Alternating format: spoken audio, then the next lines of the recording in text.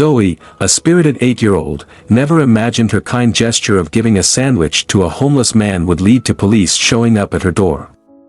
Her father, Charles, greeted the officers with a mixture of confusion and concern. "I'm sorry, officers, but this must be a misunderstanding," he explained, trying to shield his young daughter from the unexpected stress. Despite his insistence, the officers were firm, stating they needed to speak with Zoe, which only deepened Charles's worry. As Zoe descended the stairs, fresh from school and still in her uniform, her eyes widened with fear upon seeing the police in her living room. Charles quickly reassured her, "It's okay, sweetheart. They just have a few questions and then they'll be on their way."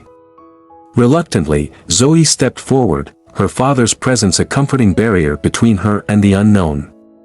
Officer Craig knelt down to Zoe's level, introducing himself with a gentle voice, "Hello Zoe, thank you for talking to me."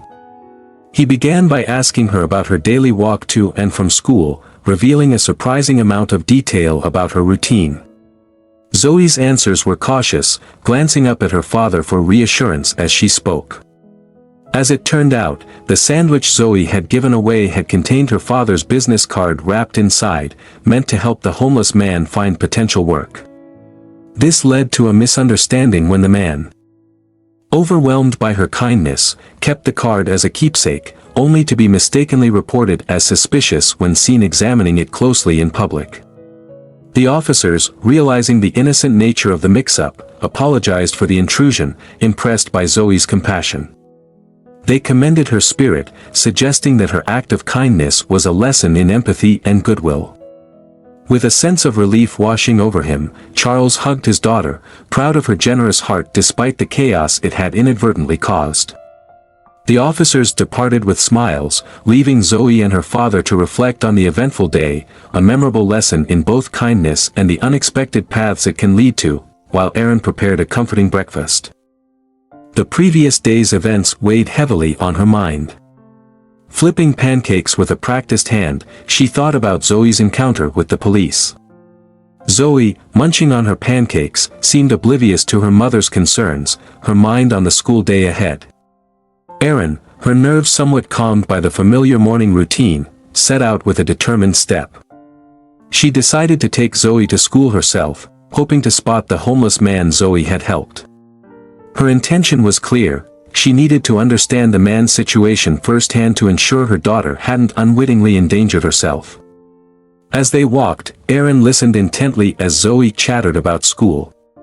Her daughter's innocence and boundless empathy filled her with pride yet stirred a protective instinct. Upon reaching the bustling street where Zoe had met the man, Erin's eyes scanned the faces, searching for someone who looked like he might be living on the edge of society. Finally, they spotted him, sitting quietly on a bench, his belongings in a neat pile beside him. Erin approached cautiously, introducing herself and Zoe. The man, whose name was Mr. Thompson, greeted them with a warm, albeit surprised, smile.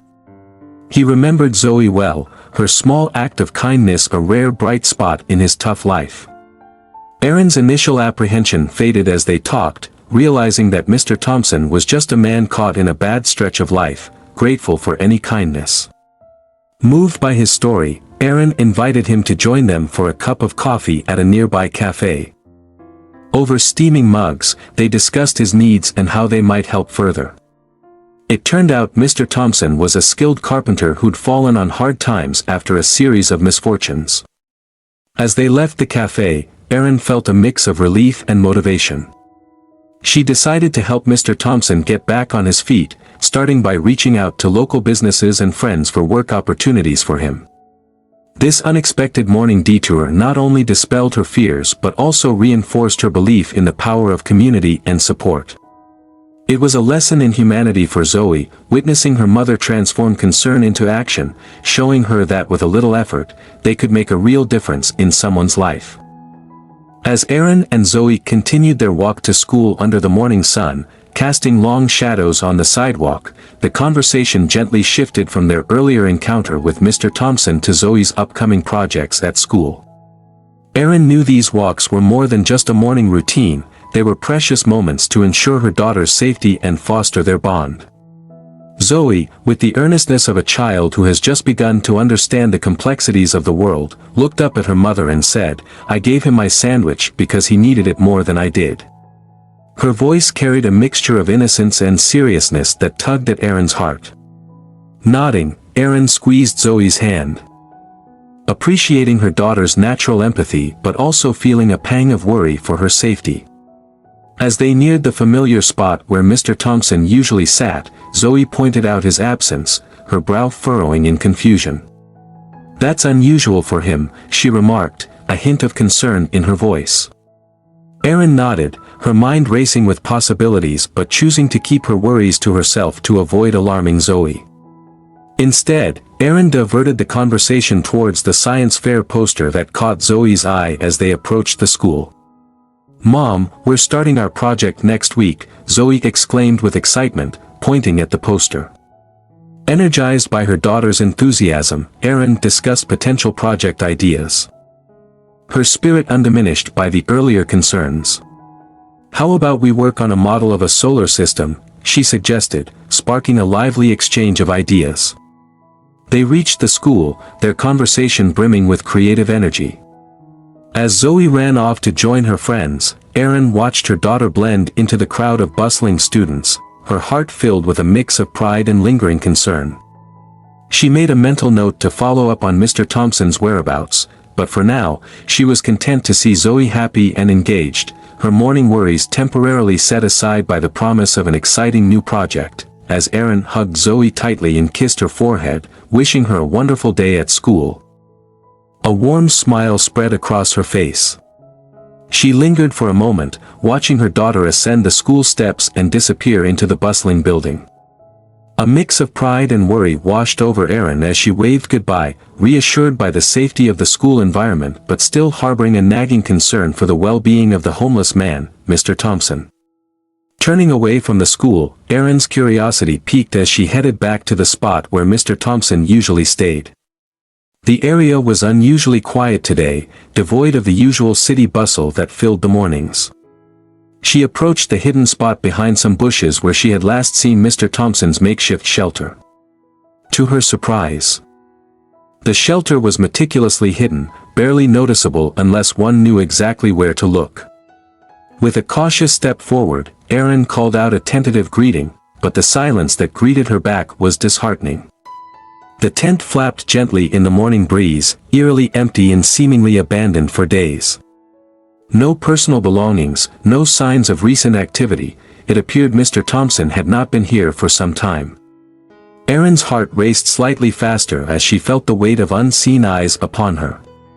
She glanced over her shoulder, scanning the morning crowd that moved through their routine seemingly unbothered. No one stood out, yet the unsettling feeling of being watched accelerated her pace towards home. She checked every face, every shadow, but found nothing amiss. Still, a cold unease clung to her like a mist, and she tried to convince herself it was all in her head. As she hurried home, the disquiet lingered, and she resolved to take further action. Once safe inside, Aaron made a series of calls to local shelters and outreach programs, describing Mr. Thompson and asking if anyone had seen him. Each call intensified her resolve not to let this concern fade into the background. By the time she had contacted several services, Aaron felt a cautious relief. None had seen Mr. Thompson, but they promised to keep an eye out. With a renewed sense of purpose, Aaron decided to involve the community more actively in helping the local homeless population. Starting with organizing a neighborhood watch program. Her morning of unease transformed into an afternoon of mobilization, proving once again that action can be the best remedy for fear. As she posted flyers and spoke with neighbors, Aaron's earlier anxiety was replaced with a sense of community and hope, turning a day of worry into one of proactive kindness. As Aaron hastened down the familiar street, her mind whirled with uneasy thoughts, chasing shadows from the corners of her eyes. Her heart thudded as she momentarily thought she saw a figure darting behind her. Whirling around, she found nothing but the empty street. "It's just your imagination," she murmured to herself, trying to dismiss the haunting feeling of being watched. She took a deep breath, quickening her pace, eager to put the unsettling emptiness behind her. Finally reaching her home, Erin felt a wave of relief wash over her as she closed and locked the door. The familiar walls of her house wrapped around her like a comforting blanket. Leaning against the door for a moment, she let the fear dissipate, replaced by the safety of her surroundings. "It's good to be home," she sighed, grateful to distance herself from the morning's anxieties. Settling into her home office, Erin booted up her computer and began sorting through a pile of emails that demanded her attention. She plugged in her headphones, preparing for a day filled with virtual meetings. The strange occurrences of the morning faded into the background as she immersed herself in the rhythm of work. As the day progressed, the earlier anxiety was slowly replaced by deadlines and demands. Erin was deeply engrossed in her tasks, her screen filled with charts and emails. The concerning events of the morning slipped further behind as she typed swiftly, replying to one email after another. Her focused, rhythmic tapping on the keyboard drowned out the usual quiet of her home office amidst the buzz of a noisy virtual meeting. This transition from a tense morning to a productive workday highlighted Erin's ability to compartmentalize and regain control. The events that had initially shaken her were now just a distant echo, overshadowed by her dedication and sharp focus on the tasks at hand. Her home office became a fortress of normalcy, a bastion against the morning's shadows, as she navigated through her professional responsibilities with poised efficiency. The sharp rap at the door echoed through the house, startling Erin from her concentration. With a swift click, she muted her microphone, freezing momentarily as her heart pounded in her chest. The sudden interruption broke the flow of her presentation and brought back the morning's anxieties with a rush. Carefully, Erin rose from her desk and tiptoed to the window to pinpoint the source of the noise. She scanned the quiet suburban street through narrowed eyes, searching for any movement or hint of activity. Resting her hand lightly on the curtain, ready to draw it at the slightest sign of danger, Erin saw nothing out of the ordinary. The street was as still as ever, the tranquility of the suburbia stretching out before her. Yet, despite the apparent normalcy, she couldn't shake off a feeling of heightened alertness. Then, out of the corner of her eye, she caught a swift movement at the edge of her property. Breathing heavily, Erin's eyes widened as she recognized the figure of the homeless man darting across her yard. He moved quickly, almost as if he realized he had been spotted. Erin's heart thudded louder in her chest. It was him, the man Zoe had helped. Without hesitation, Erin dashed out the door, determined to catch up with him and understand why he was there. As she hurried down the driveway, the chilly morning air brushed against her face, invigorating her resolve. She kept her eyes fixed on the swiftly moving figure, recognizing him from Zoe's detailed descriptions. As the gap between them narrowed, Erin called out, "Mr. Thompson, please wait." Her voice carried through the crisp air, hoping to catch his attention without startling him further.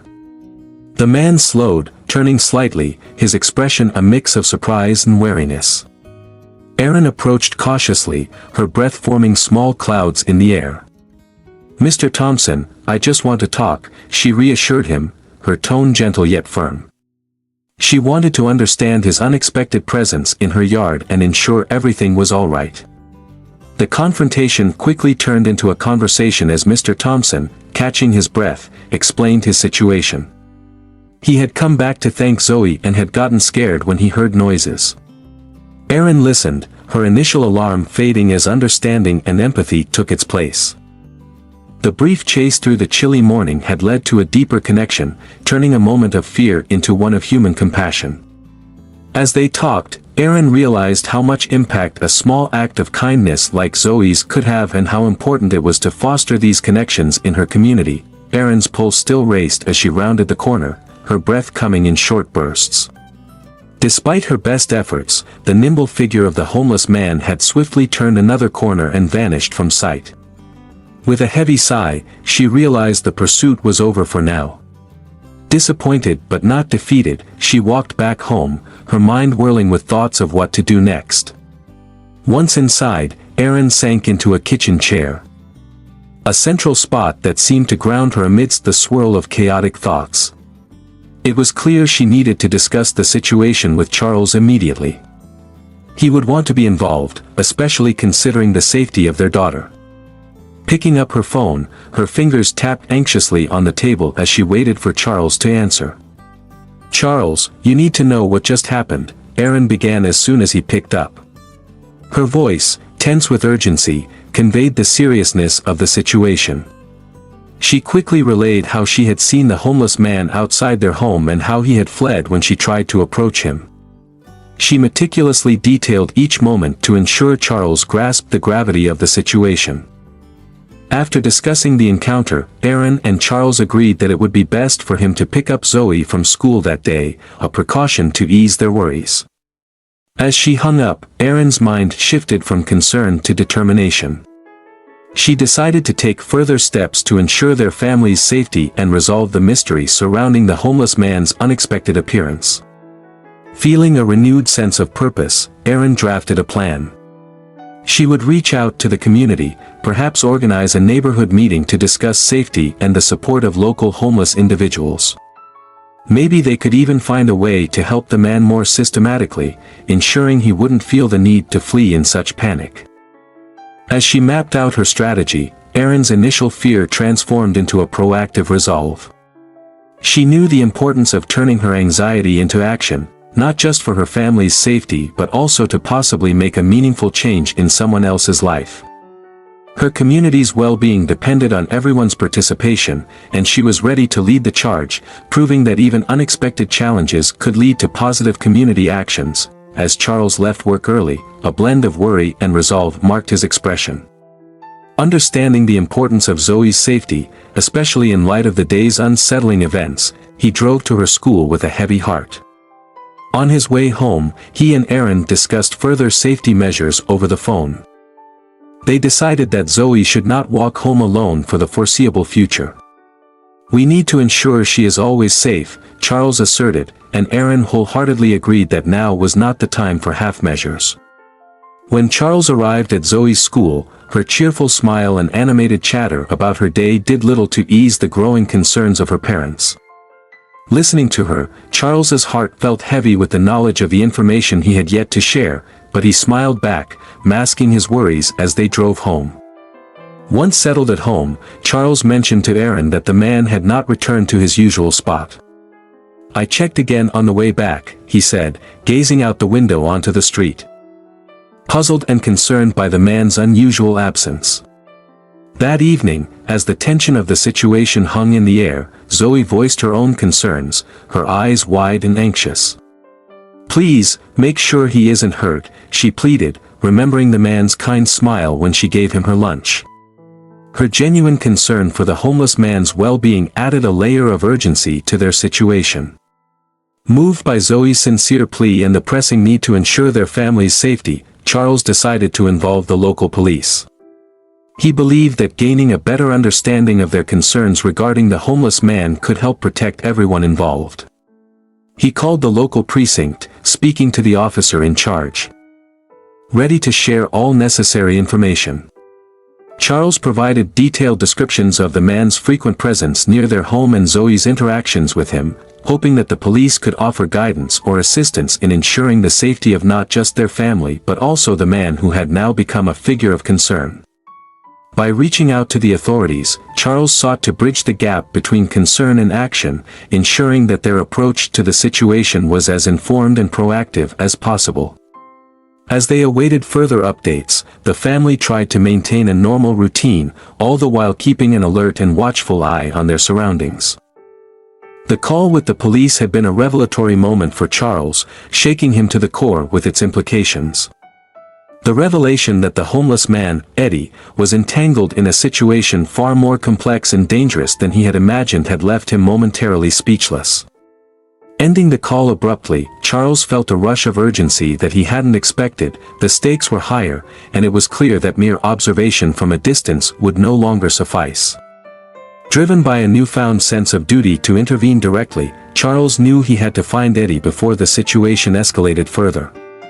Grabbing his coat and keys, he informed Erin of his intent, his voice laden with determination.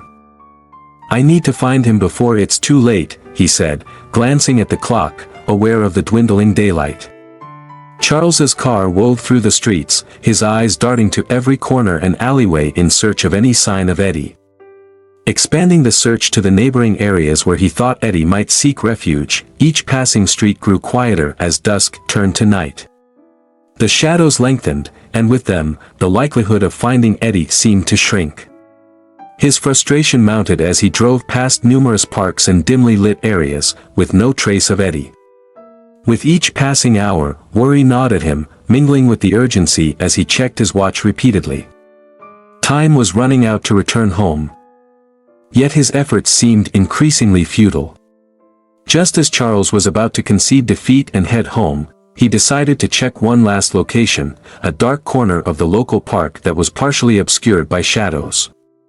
As his headlights swept over the area, his heart leapt. There, partially hidden in the darkness, was Eddie. Relief washed over Charles, mixed with a surge of adrenaline. He quickly parked the car and approached cautiously, not wanting to startle Eddie. "Eddie," he called out gently, his voice echoing slightly in the quiet park. Eddie turned, his face weary but recognizing Charles. The moment was tense yet filled with potential for resolution. Charles's approach was careful. His words measured. "Eddie, I've been looking for you. It's important that we talk. You're not in trouble, I just want to make sure you're safe and see if there's any way we can help you." The conversation that followed would delve into the complexities of Eddie's circumstances, opening up paths for assistance and understanding.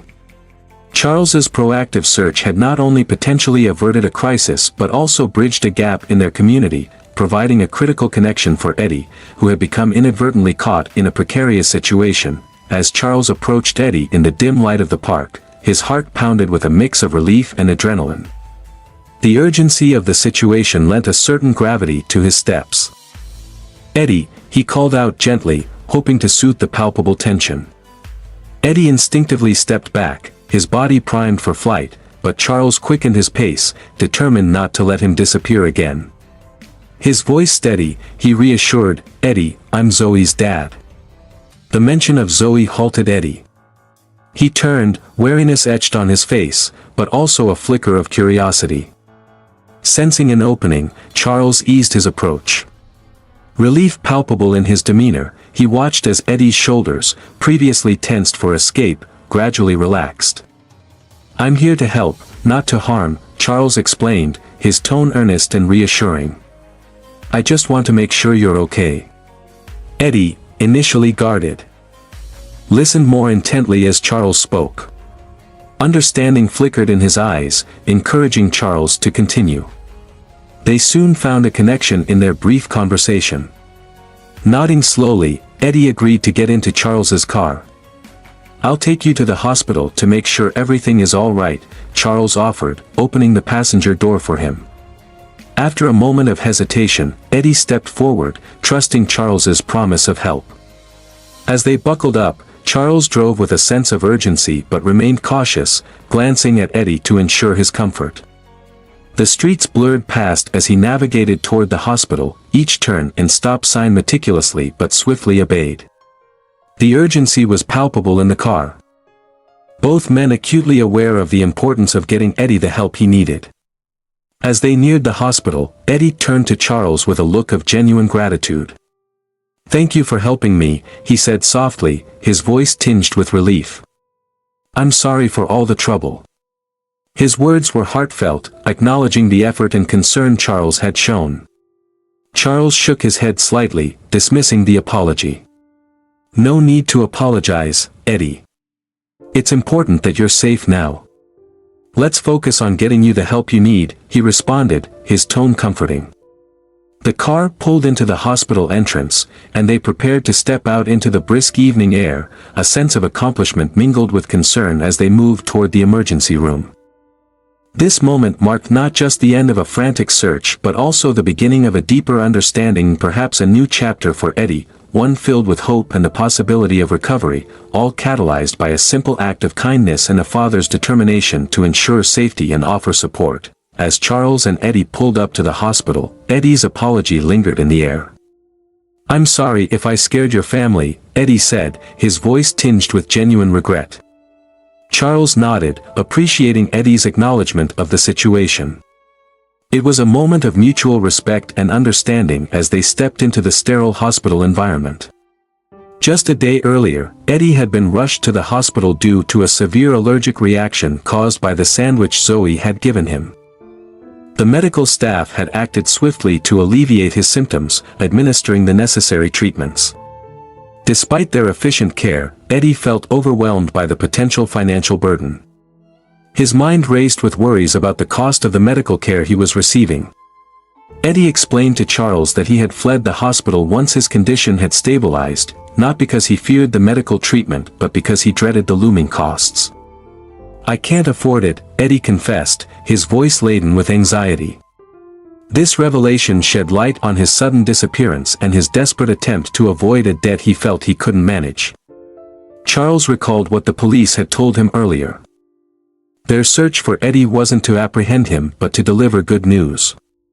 They had been eager to inform Eddie about a newly launched healthcare program specifically designed for the homeless. This program would cover all his medical expenses, ensuring he received the necessary treatments without the stress of financial strain. The police had been determined to find Eddie to share this life-changing information. Hearing this, Eddie listened intently, the weight of his worries beginning to lift as he realized the potential this program held for him. The prospect of receiving medical care without the looming threat of debt was a profound relief. He felt a deep sense of gratitude and hope. Something he hadn't felt in a long time. With renewed resolve, Eddie agreed to complete his treatment under the new program, his heart filled with gratitude for the unexpected support. He understood that this could significantly improve his situation. As he settled into the hospital, now more comfortable and hopeful, Eddie appreciated the chain of events that had led him to this moment. He felt thankful for the help that had finally arrived, recognizing that sometimes, even the most challenging experiences can lead to positive change. Charles, watching Eddie relax and accept the help, felt a sense of accomplishment and relief. He had played a part in bridging the gap between fear and hope for Eddie. This experience had not only secured safety and support for Eddie but had also reinforced the importance of community, kindness, and proactive efforts in making a real difference in someone's life. With proper medical care and financial relief in sight, Eddie's health saw a remarkable improvement. As he stepped out of the hospital with Charles and Aaron, he felt a renewed sense of vitality and hope. His smile was brighter, and his steps more confident, reflecting the immediate impact of the care and support he had received. Charles and Aaron had taken it upon themselves to assist Eddie in navigating the complexities of enrolling in the new healthcare support program. Their kitchen table became a makeshift office as they sat with Eddie, reviewing forms and explaining the registration process in detail. They filled out paperwork, made necessary phone calls, and ensured that Eddie was equipped with all the information he needed. But their assistance didn't stop at healthcare, they also committed to helping Eddie find stable employment. Reaching out to contacts within their community and scouring local job listings, they helped Eddie prepare for interviews and refine his resume. Their efforts paid off when Eddie received a job offer from a nearby store, a role that promised stability and a fresh start. The next step was finding Eddie a place to call his own. Charles and Aaron assisted him in finding a cozy apartment, accompanying him to viewings and helping him with the rental application process. When Eddie signed the lease for his new home, it was a triumph for all of them. He was filled with gratitude and excitement for this new beginning. The transformation in Eddie's life was profound, and his presence became a regular joy in the lives of Charles, Aaron, and especially Zoe. He embraced the role of Uncle Ed, attending Zoe's school events and spending weekends at the park with the family. Eddie's gratitude for the family's help deepened into a heartfelt bond, enriching their lives as well as his own. The mutual support and love shared between them became a testament to the power of kindness and community, showing how acts of compassion can profoundly change lives for the better.